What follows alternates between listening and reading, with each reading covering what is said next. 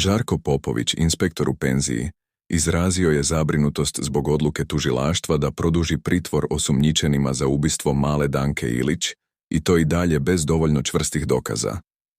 Popović je istakao da je prošlo već previše vremena, a tužilaštvo, kako tvrdi, i dalje tapka u mestu, ne pružajući nikakve nove informacije koje bi pomerile slučaj napred.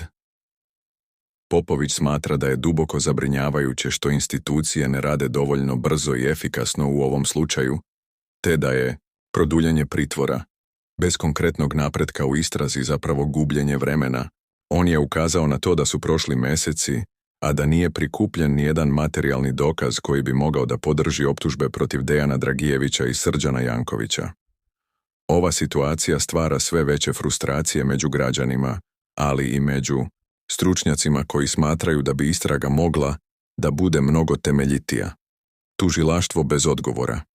Iako tužilaštvo insistira na produžavanju pritvora, jasno je da još uvijek ne postoje konkretni dokazi koji bi povezali osumnjičene sa ubistvom. Popović ističe da je čudno što su istraga i prikupljanje dokaza tako spori, a očekivanja javnosti i struke su sve veća. Također, postavlja se pitanje da li su svi aspekti istrage uopšte adekvatno istraženi. Da li su svi sumnjivi tragovi pratili do kraja ili je možda nešto prepušteno slučaju. Gnev javnosti i sumnje u sistem. Mnogi smatraju da iza ovog slučaja postoji nešto veće, možda čak i politička povezanost koja je mogla da uspori istragu. Pitanja poput zašto je sve ovo toliko usporeno i da li postoji neka veza koja koči napredak, postavljaju se sve češće među građanima, a strah od toga da će slučaj biti zataškan postaje sve izraženiji. Popović je kao neko ko ima dugogodišnje iskustvo u radu sa sličnim slučajevima pozvao na hitnu akciju, na ubrzanje istrage i na to da se svi dokazi do kraja istraže. Svi se nadaju da će se ubrzo doći do odgovora na pitanja koja muče celu javnost. Žarko Popović, inspektor u penziji, ne može da veruje kako je situacija oko nestanka i ubistva male Danke Ilić postala totalno neozbiljna. On ističe da tužilaštvo očigledno samo čeka da se slučaj zaboravi, dok osumnjičeni ostaju iza rešetaka bez konkretnih dokaza. Za Popovića je ovo ne samo profesionalna, već i ljudska sramota, jer nema ni naznaka da je istraga ozbiljno usmerena ka otkrivanju stvarnih činjenica.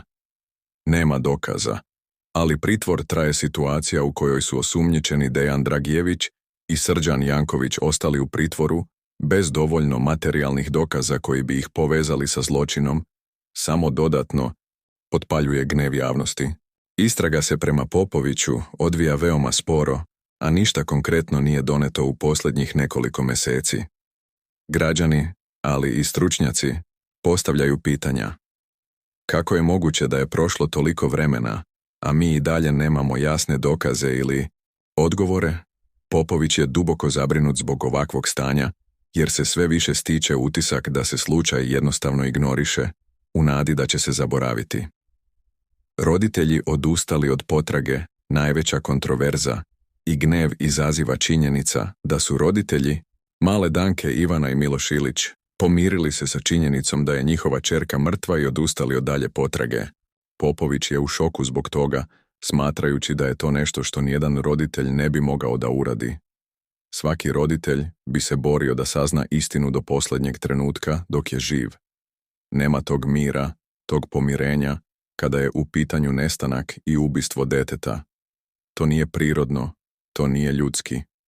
Borba za istinu mora biti na prvom mestu, u svakom trenutku, rekao je Popović. On je upitao kako je moguće da su roditelji, nakon svega što se desilo, odustali od borbe za svoju ćerku. Ovo pitanje izaziva još veću sumnju kod javnosti, koja se pita šta se zapravo dešava iza zatvorenih vrata. Da li postoji nešto što je opterećivalo roditelje ili je nešto veće u pitanju? Za Popovića je ovo jasan znak da u celom slučaju nešto ne štima. Popovićev apel: nemojte dozvoliti da slučaj bude zaboravljen. Popović je na kraju pozvao javnost i nadležne institucije da ne dozvole da ovaj slučaj padne u zaborav. Ovo je pitanje pravde, ovo je pitanje istine. Ne smemo dozvoliti da se zaboravi ni Danka Ilić, ni borba njenih roditelja. Svi moramo da se borimo za istinu i za pravdu, bez obzira na sve prepreke, zaključio je Popović.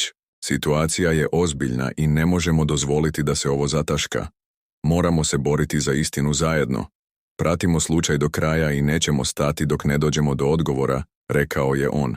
Žarko Popović, bivši inspektor, od početka je isticao da je trebalo detaljno ispitati Ivanu Ilić, majku nestale Danke, odmah nakon što je devojčica nestala.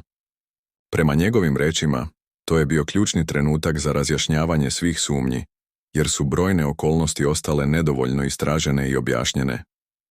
Popović tvrdi da je trebalo da se Ivana podvrgne poligrafskom testu odmah nakon nestanka njene ćerke, jer bi to moglo da pruži ključne informacije.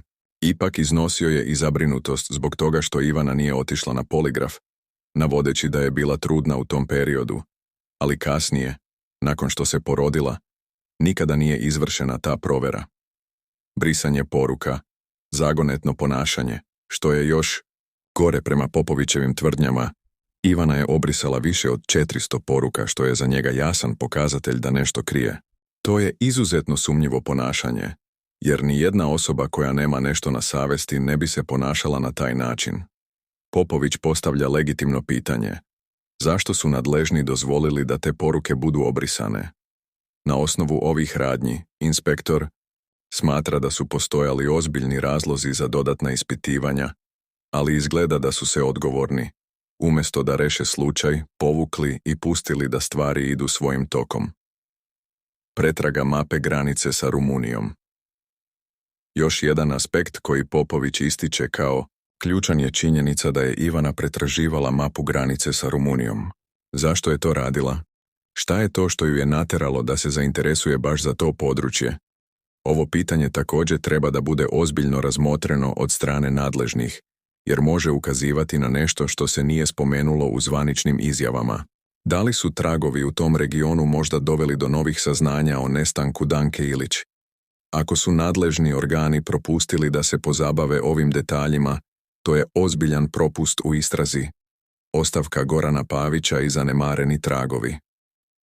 Popović također ukazuje na izuzetno kontroverznu situaciju u kojoj je Goran Pavić, bivši inspektor, nakon moralne ostavke skinuo sa sebe slučaj.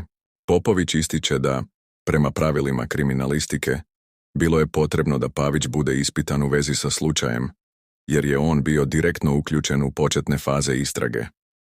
Prema Popoviću, ovakav potez ukazuje na ozbiljan problem unutar policije, jer se čini da se odgovorni ljudi povlače sa slučaja bez jasnog objašnjenja. Popović je mišljenja da je to direktno doprinelo opstrukciji istrage, što je dozvolilo da slučaj ostane nedovoljno istražen. Poruka Popovića. Za Popovića, sve ovo je jasan znak da istraga nije bila dovoljno temeljna. Smatra da bi, ukoliko bi se ovi detalji pažljivije ispitali, možda postojali ključni dokazi koji bi promenili tok slučaja. On poziva nadležne da preispitaju sve okolnosti vezane za nestanak i smrt male Danke Ilić i da se ne povlače dok ne dođu do istine. Ovo je slučaj koji zahteva potpunu pažnju, i to ne samo zbog žrtve, već i zbog svih roditelja i građana koji traže pravdu, rekao je Popović. Ovaj slučaj još nije dobio svoj epilog i ne smemo da dozvolimo da se zataška. Pravda mora biti zadovoljena i svi odgovorni moraju biti pozvani na odgovornost. Zapratite kanal i budite uz nas dok pratimo slučaj do kraja.